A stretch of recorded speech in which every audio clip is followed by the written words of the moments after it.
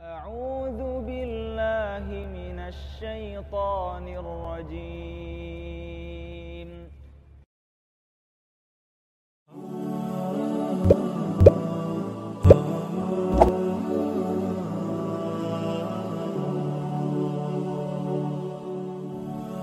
Bagaimana cara menjelaskan kepada anak tentang siapa, apa, bagaimana itu Allah? Tentang siapa Allah? Masuk.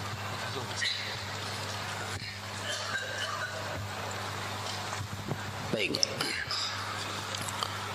Bagaimana menjelaskan kepada anak tentang siapa atau apa atau bagaimana Allah itu, Pak? Begini, menyiapkan tentang Allah itu, Bapak Ibu, menjelaskan tentang Allah bukan hanya Allah, menjelaskan hal-hal yang gaib kan tidak terindra oleh kita, ya kan? Gak bisa kita indra, surga, neraka tidak terindra. Maka tidak ada bahasa yang paling selamat dalam menjelaskan yang seperti ini kecuali dengan menggunakan bahasa Quran dan hadis. Karena tidak ada yang pernah melihat surga, tidak ada yang pernah melihat Allah. Bahkan Nabi Muhammad saja waktu Mi'raj tidak melihat Allah. Karena Nabi Muhammad yang mengatakan nurun anni arah, cahaya, bagaimana aku bisa melihatnya, gitu. Maka dari itu menjelaskannya juga tidak boleh, karena Allah menyebut dirinya dengan laisa kamitslihi syai'. Allah tidak sama dengan semua yang ada, ya.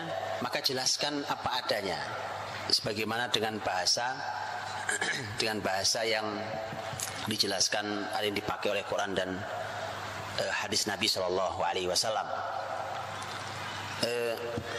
Menjelaskan Allah SWT itu salah satu yang luar biasa adalah menjelaskan, sebenarnya paling mudah adalah menjelaskan tentang ciptaannya. Kalau mau menjelaskan tentang sesuatu, lihat Rasul pernah bertemu dengan Jabir bin Abdillah di malam purnama, bulan purnama.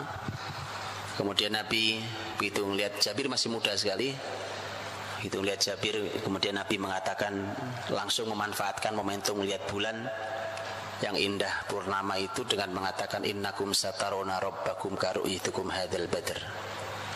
Kalian akan melihat Rabb Tuhan kalian sebagaimana kalian sekarang melihat purnama ini. Sebatas itu, jadi sebatas kalimat-kalimat itu bisa jelaskan. Jadi penjelasannya bicara tentang Allah dengan ciptaannya, Allah yang harus kita syukuri rezeki yang diberikan pada kita, dan seterusnya. Pola pembahasan tentang zat Allah bahkan itu harus berhati-hati, sekali lagi jangan sampai dia keluar dari kalimat Quran dan hadis Nabi. Harus dicari Quran hadis bahasanya seperti apa. Walaupun nanti anak-anak pertanyaannya aneh-aneh pertanyaannya. Kenapa kok Allah nggak kelihatan gitu, Ustaz? Oh, itu masih mending, Pak. Itu biasa itu jawabnya. Karena kita bilang angin aja, angin nggak kelihatan, nggak kerasa kok. Saya pernah sholat Jumat ke masjid dekat rumah saya naik motor sama anak saya yang kedua.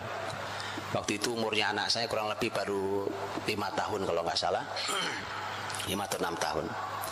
Selesai sholat Jumat, saya pulang motoran lagi, anak saya nanya, "Bi, Allah sholat Jumatnya di mana?" Nah, silahkan angkat tangan siapa yang bisa jawab. Kasih hadiah, Ustaz. Kasih hadiah. Ayo angkat tangan. Lihat ya. Jadi intinya, Pak, ini rahmati Allah. Bicara Allah sholat Jumatnya, Pak. Kita jawab Allah nggak sholat Jumat, salah buat dia kan loh. Kita aja orang soleh sholat Jumat, masa Allah nggak sholat Jumat? Kan bayangan anak kan begitu kan? Persis sama kayak anak senang banget dengan es krim, nanya di surga ada es krim nggak, Mak? Kalau antum jawab ada, antum ngarang. Coba di ayat mana, di hadis mana es krim ada? Betul kan? Kan hal yang gaib tidak boleh dikarang. Iya kan? Kalau pohon korma ada dalam hadis Nabi SAW, begitu kan? Pasar, menurut sebuah riwayat pasar ada riwayatnya. Es krim nggak ada. Nggak ada riwayatnya. Jadi kalau antum bilang ada nak, salah. Kalau antum bilang tidak ada, bahaya buat anak. Betul ya? Males masuk surga. Bahaya anak masuk surga nggak mau, ya kan? Paham Bapak Ibu? Jadi jawabnya itu memang harus pakai kalimat-kalimat ayat dan kalimat-kalimat hadis. Pahami dulu akar permasalahan yang ditanyakan anak-anak tentang Allah, tentang hal yang gaib. Tadi umpamanya nanya surga neraka, yang masalah es krim, kan itu sebenarnya inti permasalahan es krim yang ditanyakan, dan mobil remote. Itu kan sebenarnya intinya anak-anak pengen bersenang-senang di surga, betul ya? Jadi ingin senang, karena itu yang dia pahami tentang kesenangan, yang paling dia senangi, maka itu yang ditanyakan. Dia harus mendapat jaminan, saya mau senang-senang loh di surga, masuk ada atau enggak ada. Jadi intinya kesenangan.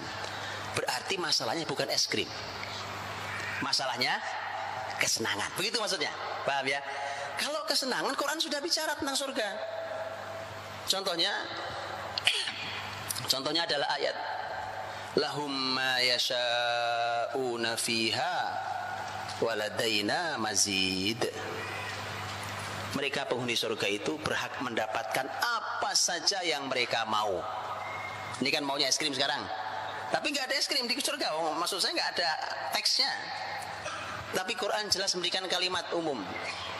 Mereka akan mendapatkan semua yang mereka mau. Bahkan kami punya tambahan lagi. Bukan cuma yang kalian mau, lebih dari nikmat lagi. Itu aja sampaikan. Iya nak, begini. Kamu nanya es krim ya? Gini, Allah itu nanti kalau dari kalian masuk surga, apa yang kalian mau Allah pasti beri. Bahkan Allah tambahi lagi yang lain. Salah apa tidak salah kalimatnya? Tidak salah, saya baca ayat.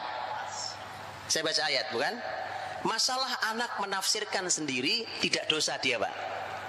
Apalagi dia belum balik, memang ilmunya baru sampai segitu, gak ada masalah. Anak puas dengan, oh kalau gitu ada es krim itu tafsiran dia, bukan kalimat saya. Paham ya? Begitu pula dengan Allah yang sholat Jumat tadi itu. Udah ketemu jawabannya? Ya kan? Kan maksudnya anak ini sedang mengukur sesuatu.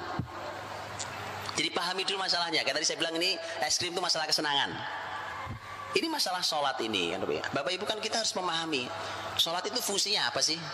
Sholat itu kan kita lakukan aqibis sholata li dzikri. Dirikanlah sholat untuk mengingat aku, kata Allah. Loh, ini kan sholat malah kita mau mengingat Allah.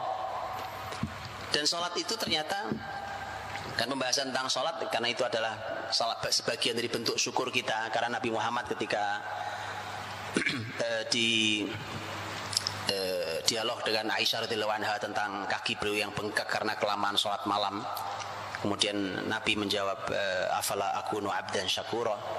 Jadi ternyata sholat itu bukti syukur. Karena kita bersyukur nikmat Allah banyak banget, saya sholatnya rajin. Oke, berarti pembahasannya adalah kita harus mendudukkan dulu sholat Jumat kita ini sebenarnya malah bentuk syukur kita pada Allah, karena kita semua dikasih Allah. Insya Allah. Jadi karenanya sholat justru kita ini sholat Jumatnya untuk Allah, untuk Allah. Karena kita diberi Allah kenikmatan yang sangat banyak, diberi kenikmatan yang sangat banyak. Kemudian kita sholat untuk Allah Subhanahu Wa Taala, kan? Jadi kemudian kita sholat untuk Allah, dan karenanya ini yang harus kita sampaikan ke anak-anak tentang ruh sholat itu. Ketika ruh sholat itu kita akan, diantaranya kita akan tanya umpamanya tentang siapa yang memberi kita ini, siapa yang memberi itu, siapa ini. Jawabannya Allah. Ini sudah, karena sholat itu untuk bersyukur kepada yang ngasih, ya yang sholat kita, bukan Allah. Bukan Allah yang sholat, Allah yang ngasih kok. Allah yang ngasih. Karenanya kita sholat ini untuk bersyukur padanya. Jadi jelaskan dengan kalimat-kalimat yang ada di dalam teks Quran dan hadis Nabi SAW. Kalau memang jelas ya dijelaskan, kalau memang bahasa umum ya gunakan dengan bahasa umum seperti dalam Quran dan hadis Nabi. Wallahu a'lam bishawab.